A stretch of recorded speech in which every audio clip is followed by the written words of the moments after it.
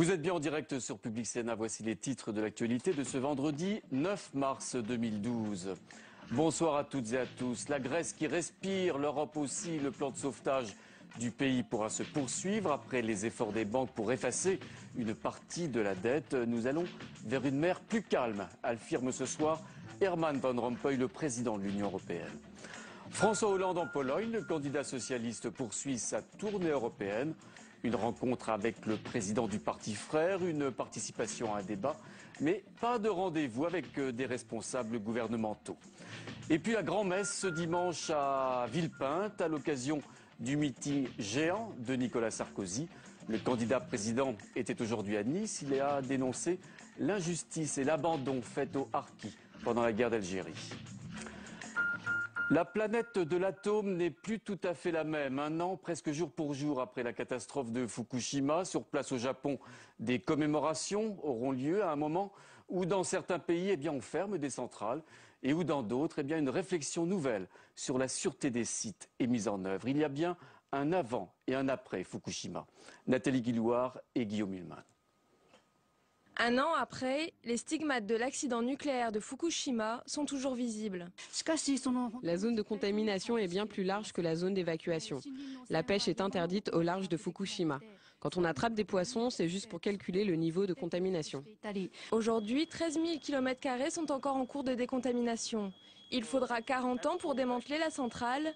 Pendant ce temps, 2 millions d'habitants feront l'objet d'un suivi épidémiologique. Après l'accident, le Japon a remis en question sa filière nucléaire. Aujourd'hui, il ne reste que 2 centrales en activité. Une prise de conscience, mais des réponses différentes selon les pays. L'Allemagne a décidé l'arrêt définitif de ses 17 réacteurs d'ici 2022. En France, l'accident a permis de remettre la question de la sûreté nucléaire sur la table. Après l'accident, au printemps, il a été demandé par le gouvernement que les acteurs, les opérateurs du nucléaire français, autrement dit EDF, CEA, Areva, fassent un examen plus approfondi de leurs usines et des centrales. Ça a donné lieu à, sauf erreur de ma part, 7000 pages de rapports sur toutes les centrales françaises, plus des usines. 7000 pages de rapports et de nombreuses polémiques. Toutefois, le gouvernement français considère le nucléaire comme un atout qui favorise l'indépendance énergétique. Certains proposent de réduire la part du nucléaire dans la production d'électricité de 75% à 50% d'ici 2025, je veux dire que cette décision n'a pas de sens. Ça n'est justifié ni du point de vue de la sûreté, ni du point de vue économique, industriel ou social. En attendant de trouver des alternatives, des milliards d'euros d'investissements sont prévus pour améliorer les installations et prolonger la vie des anciennes centrales. La catastrophe de Fukushima n'a pas freiné le développement de l'industrie du nucléaire. En ce début d'année 2012, 67 réacteurs nucléaires sont en construction dans le monde. Alors sur ce dossier, nous avons posé la question à nos amis internautes de notre partenaire, le nouvelobs.com. La catastrophe de Fukushima donc a-t-elle changé votre regard sur l'industrie nucléaire? Vous êtes une forte majorité, 60%, à répondre positivement à cette question. Un sacré coup d'éponge sur le tableau noir de la Grèce. Plus de 100 milliards d'euros effacés aujourd'hui de l'ardoise par les créanciers privés. Le plan d'aide peut donc se poursuivre selon le calendrier prévu. Et avec lui, bien sûr, c'est toute l'Europe qui respire. Mais en France, pour ceux qui ont fait de la Grèce un symbole de la crise de l'euro, ce nouveau sauvetage ne changera pas grand-chose. Mounir Soussi. La faillite n'est plus d'actualité. Les banques acceptent d'effacer la moitié de la dette grecque contractée dans le secteur privé. Un effort inutile aux yeux de Nicolas Dupont-Aignan. Selon le candidat souverainiste, ce plan n'accorde qu'un répit de courte durée au peuple grec. La Grèce ne peut pas s'en sortir de l'euro, sans retrouver ses propres forces économiques. Abandonner la monnaie unique, le FN aussi plaide pour un retour des devises nationales. Seul moyen pour le parti d'extrême droite de redonner du pouvoir aux États face à la mondialisation. On dévalue les peuples plutôt que d'évaluer la monnaie. Si chacun a la capacité de gérer sa monnaie, comme le font 95% des pays du monde, il faut quand même le rappeler, 95% des pays du monde ont leur monnaie nationale, eh bien ils pourront avoir une politique monétaire beaucoup plus adaptée à leurs propres besoins. Au front de gauche aussi, on défend une autre vision de l'Europe, mais pas question de sortir de l'euro. C'est une réforme en profondeur des institutions européennes qui permettra d'affronter les crises, à commencer par un placement de la Banque centrale européenne sous le contrôle des États.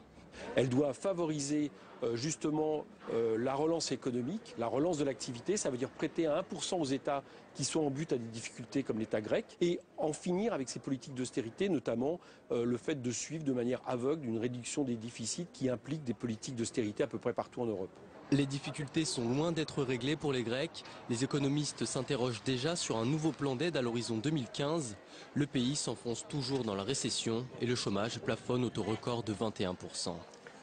Et l'on apprenait dans l'après-midi que l'agence de notation Fitch avait décidé d'abaisser la note de la Grèce. L'agence place temporairement le pays en défaut partiel. Après Berlin, Londres et Madrid, c'est en Pologne que François Hollande tente de peaufiner sa stature européenne. Le candidat socialiste participe en ce moment même à Varsovie à un débat sur l'avenir de l'Europe au siège du plus grand quotidien du pays. Cet après-midi, il a rencontré Leszek Miller, le président du Parti socialiste polonais. Auparavant, une rencontre avait été organisée avec le président polonais Bronisław Komorowski. Une rencontre dont s'est félicité le candidat socialiste. J'ai vu le président et je suis candidat à la fonction présidentielle.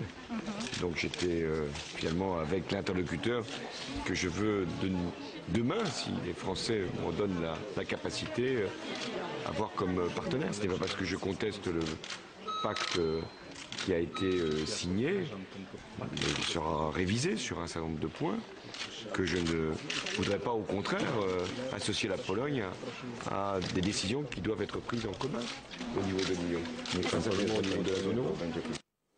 François Hollande qui justement provoque bien des remous et des réactions après sa proposition de doter chaque hôpital public d'un centre IVG. À droite, l'idée est très diversement appréciée. Nathalie Kosciusko-Morizet évoquait ce matin des propos démagogiques et puis Roselyne Bachelot allait beaucoup plus loin en dénonçant, je cite, une idée dangereuse pour les femmes. On l'écoute.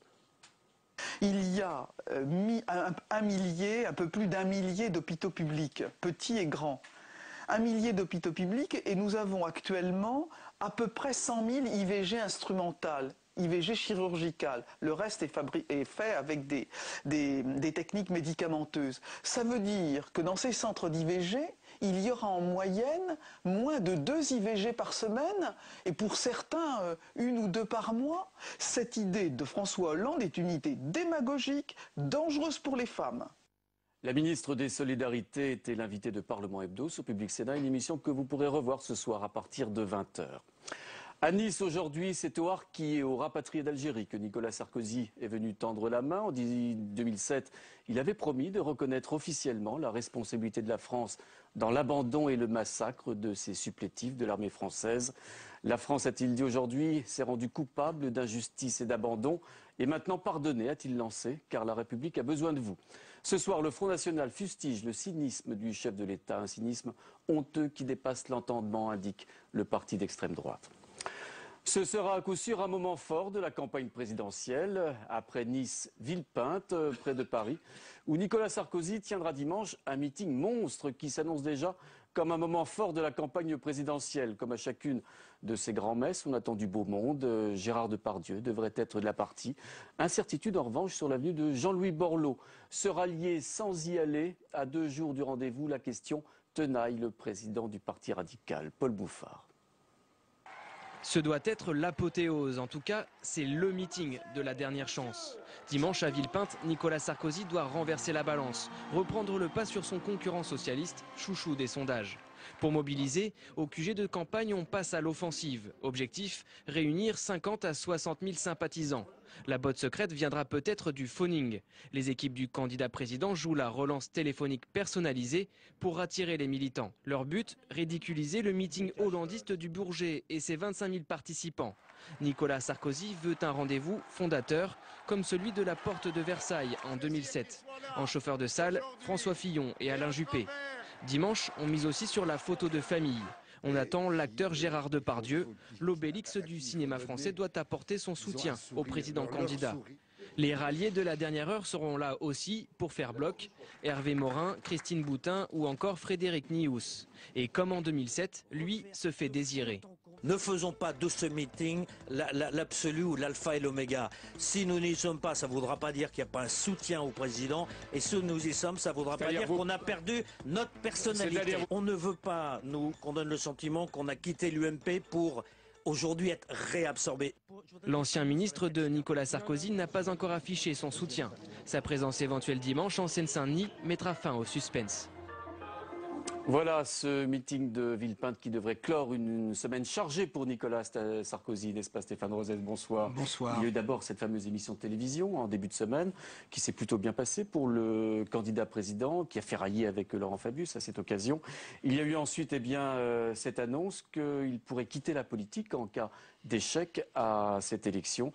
Alors est-ce que cette semaine, cette séquence, comme l'on dit maintenant, a été profitable aujourd'hui pour le candidat président? Oui, surtout lors de l'émission des paroles et des actes, très certainement Nicolas Sarkozy s'est remis en selle. Pourquoi? Parce que quand il annonce sa candidature, il tient deux discours à la fois sur le contenu de ce qu'il propose. Il tient le discours du président rassembleur capitaine dans la tempête, inspiré par un de ses conseillers, Henri Guénaud, et qui justifie le fait qu'il se représente, et à la fois dans le même temps, il tient le discours de celui qui est aux côtés du peuple contre les élites, sur une position très très à droite, notamment sur les questions d'immigration, conseillé par l'autre, justement conseiller, Patrick Buisson. Et ces deux discours sont des discours de contenu. Il oscille sans cesse, depuis maintenant pas mal de temps, entre ces deux discours. Mais ce n'était pas ça le grief essentiel des Français à l'égard de Nicolas Sarkozy. Et là, il a pris, lors de cette émission, à bras-le-corps le grief essentiel. Le grief essentiel, c'est d'abord d'avoir abaissé la fonction politique à sa personne, au travers du Fouquet's, du yacht de Bolloré, de la confusion entre vie familiale, vie publique, notamment au travers de l'affaire de l'EHPAD.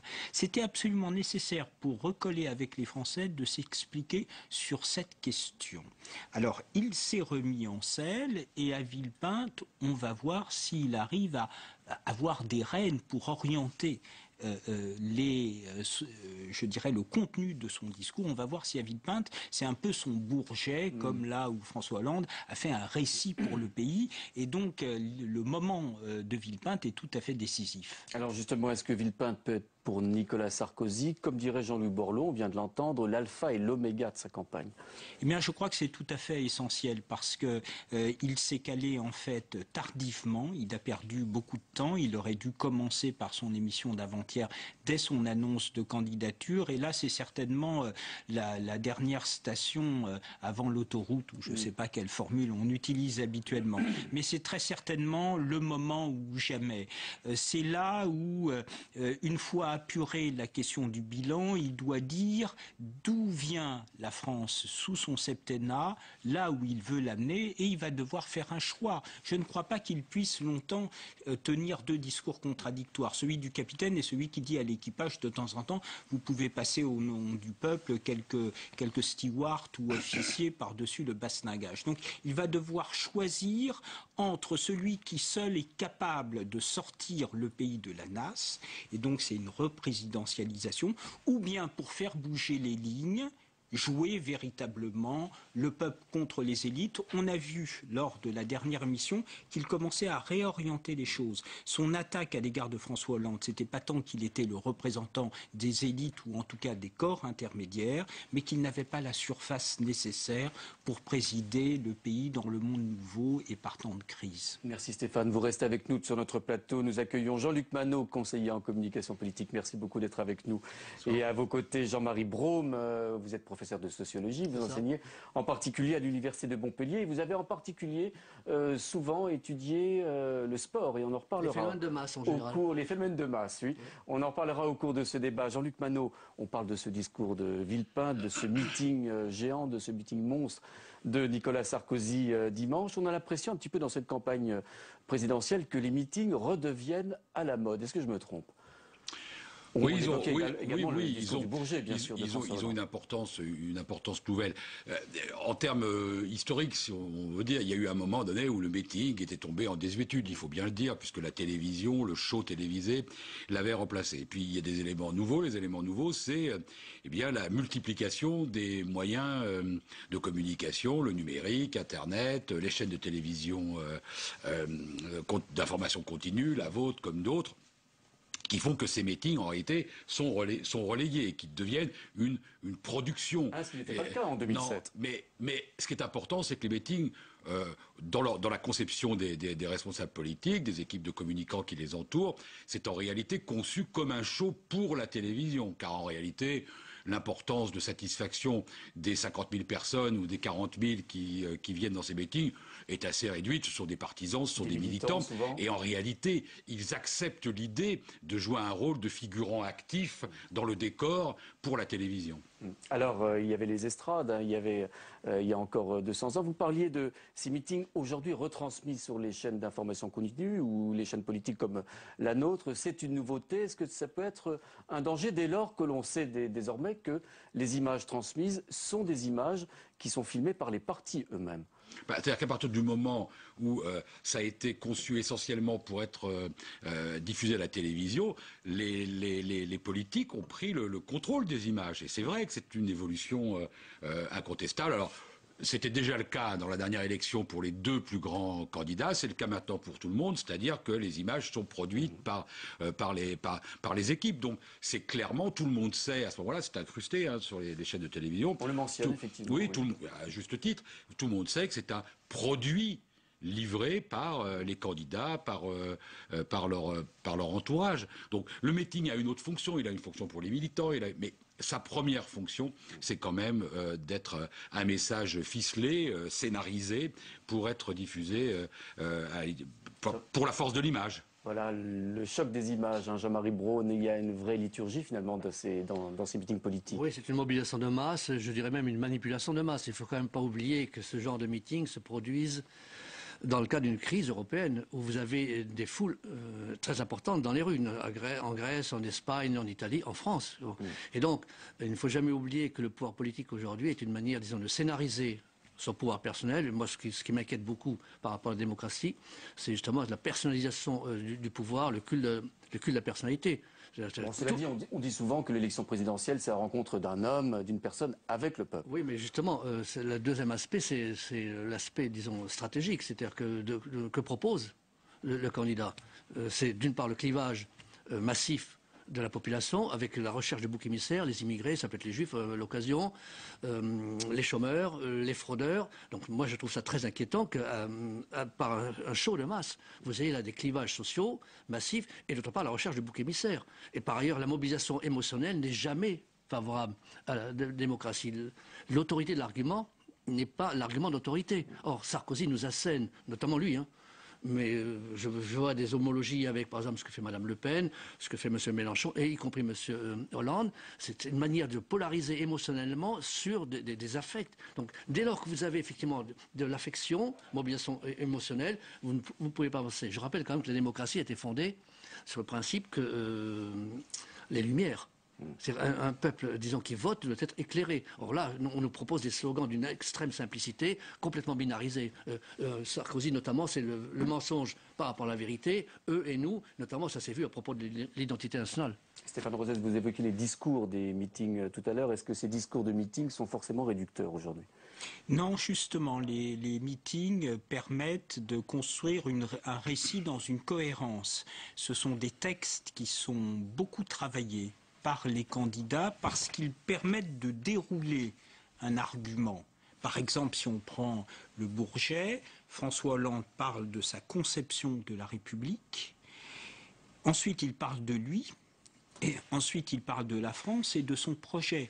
Ce sont des textes qui sont travaillés parce qu'ils peuvent servir de référence. Alors, il y a deux choses, je crois, dans ce qu'indique M. Braun. Il y a d'une part le jugement qu'on peut avoir sur chacun des candidats, mais le point en commun, effectivement, entre les différents candidats, et Jean-Luc Manot l'a indiqué, avec l'importance plus grande des meetings, il y a la question technique, mais il y a ce qui se passe dans, je dirais, l'imaginaire français, effectivement, par temps de crise.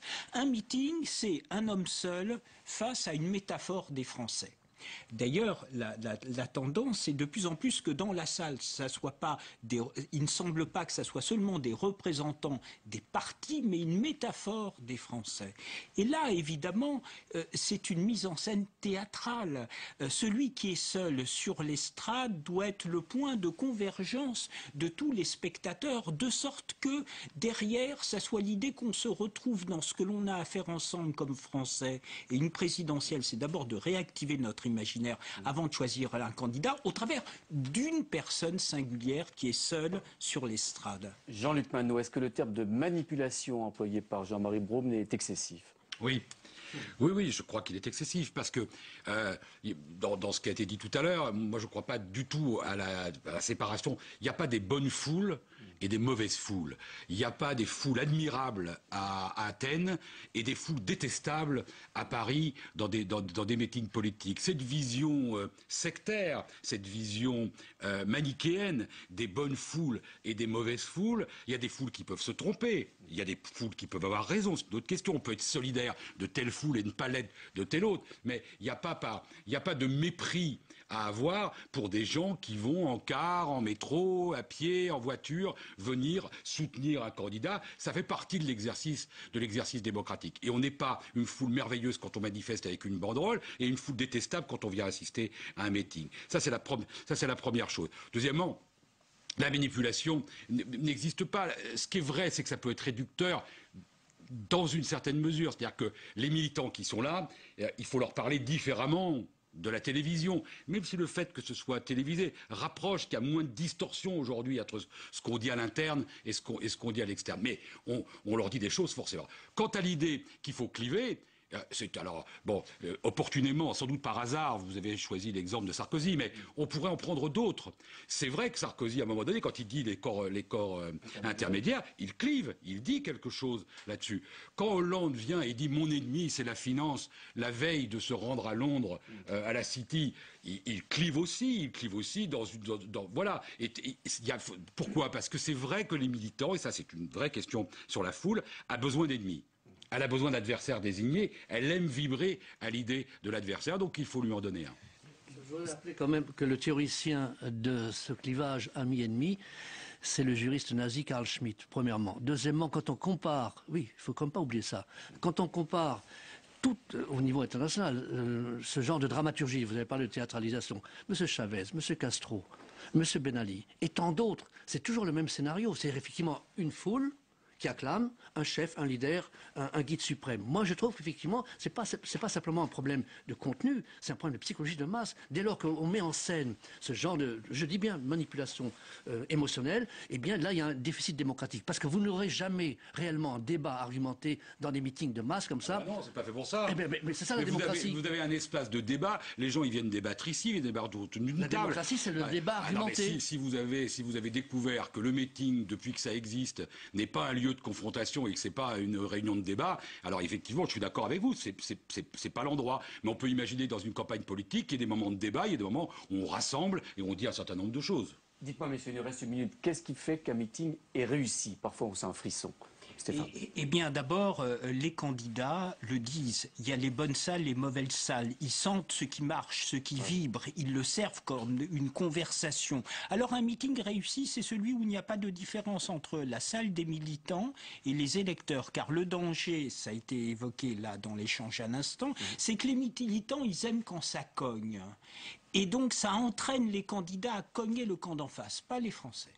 Les Français, ils veulent que chacun se détermine par rapport à ce qu'est ce candidat pour aller aux fondamentaux du pays et le résoudre. C'est ça le danger. C'est que le meeting peut donner le sentiment au candidat que c'est bon quand ça cogne. L'électeur, lui, il est pour la sortie par le haut positive des problèmes. Un mot, Jean-Luc Manot. Un mot, oui.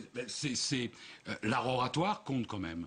La capacité à parler, à manier la langue. Et il y a des orateurs moi si on me demande aujourd'hui, si on me demande sans doute dans 20 ans, c'est quoi la politique, je dirais un grand discours de François Mitterrand. Un mot pour conclure. Moi, je dirais que les philosophes grecs nous ont appris que la rhétorique, justement, c'est l'art du mensonge. Et je pense que les meetings, c'est l'art du mensonge. Voilà. Merci beaucoup en tout cas d'avoir été avec nous pour nous éclairer sur ces phénomènes de meeting politique. Merci messieurs. Si la campagne présidentielle continue, elle ne passera plus en tout cas par le Parlement. Les deux assemblées ont en effet terminé leurs travaux cette semaine avec d'ultimes débats. Un moment toujours particulier à l'Assemblée nationale par exemple. Vous pouvez le voir sur les images qui vont suivre. Les députés n'ont pas hésité à immortaliser avec leur smartphone, leur iPhone l'instant. Il est vrai que la physionomie parlementaire pourrait bien évoluer dans les mois à venir. Le président Bernard Accoyer, président de l'Assemblée nationale, a tenu à cette occasion de dresser le bilan de cette session avant de tirer définitivement le rideau. Écoutez. C'est une législature qui aura un bilan considérable, d'abord par le nombre de textes qui a été adopté, plus de 280. Également la portée de ces textes qui touchent à des secteurs essentiels dans le domaine social, dans le domaine de la protection sociale, dans le domaine de l'économie, dans le domaine de l'agriculture, dans le domaine des finances. A été conduite la plus importante réforme de la Constitution et du règlement de l'Assemblée nationale, avec des droits nouveaux pour le Parlement, pour légiférer, avec plus de prérogatives pour les parlementaires, des droits nouveaux pour évaluer, contrôler les politiques publiques avec la création du comité d'évaluation et de contrôle. Voilà Bernard Accoyer qui tirait le bilan de cette session parlementaire pour l'Assemblée nationale. Bonsoir Delphine Girard. Bonsoir Alors vous observez très attentivement le Sénat, on l'a vu, hein, l'Assemblée nationale met un petit peu les petits plats dans les grands pour cette fin de session. Et au Sénat, c'est régime sec, il ne s'est pas passé grand-chose. Oui, c'est vrai Pierre-Henri, pas de discours de clôture ni de bilan de la part du président du Sénat, Jean-Pierre Bel. Ce n'est même pas lui qui a présidé la dernière séance, c'était mardi, c'était le vice-président socialiste Didier Guillaume, qui à la fin finalement de l'examen des 3 derniers textes s'est juste fendu d'un bref « la séance est levée ». Alors, il faut dire que contrairement à l'Assemblée nationale, où les députés ne sont pas certains de retrouver leur siège après les législatives du mois de juin, les sénateurs sont bien en place jusqu'en 2014. Leur mandat a été renouvelé en septembre dernier. Ils vont donc continuer une activité. C'est vraiment une volonté aussi de ne pas complètement suspendre les travaux parlementaires. Rappelons qu'il y a une commission d'enquête sur le coût réel de l'électricité qui est en cours. Elle a auditionné cette semaine Éric Besson, c'est le ministre de l'Énergie, et 2 missions d'information sénatoriales poursuivent également leurs travaux. Pour les citer, la mission d'information présidée par Chantal Joanneau sur les prothèses et les implants à visée médicale ou esthétique. Et puis une autre mission d'information également très intéressante, présidée quant à elle par Frédérique Espagnac, la sénatrice socialiste des Pyrénées-Atlantiques, qui concerne la méthodologie des agences de notation. Et cette mission d'information se rendra d'ailleurs la semaine prochaine au siège de Standard & Poor's. Donc preuve donc que les sénateurs continuent leur activité de contrôle. Sur des sujets extrêmement intéressants et des sujets d'actualité. Tout à fait. Donc plus de séances, mais des commissions, des colloques également qui se passent aujourd'hui au Sénat. Cela étant dit, les sénateurs et les sénatrices vont avoir un petit peu de temps libre.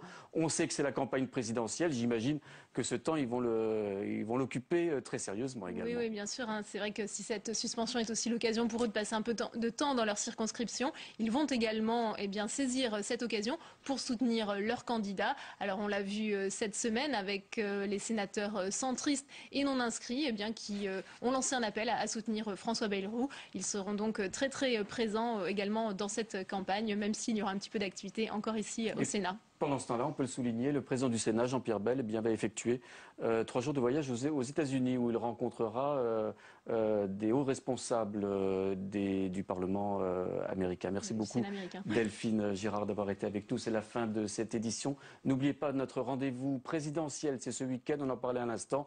Le meeting de Villepinte, de Nicolas Sarkozy.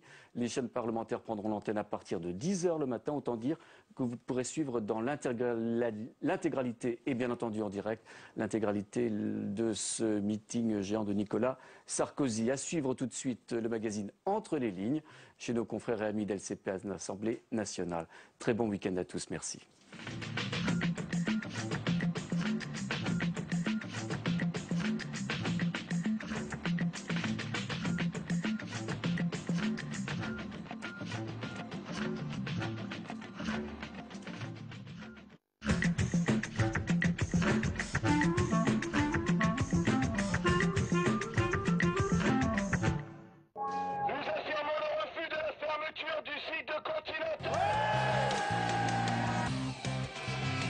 Marche sur Paris, saccage de la sous-préfecture, voyage à Hanovre.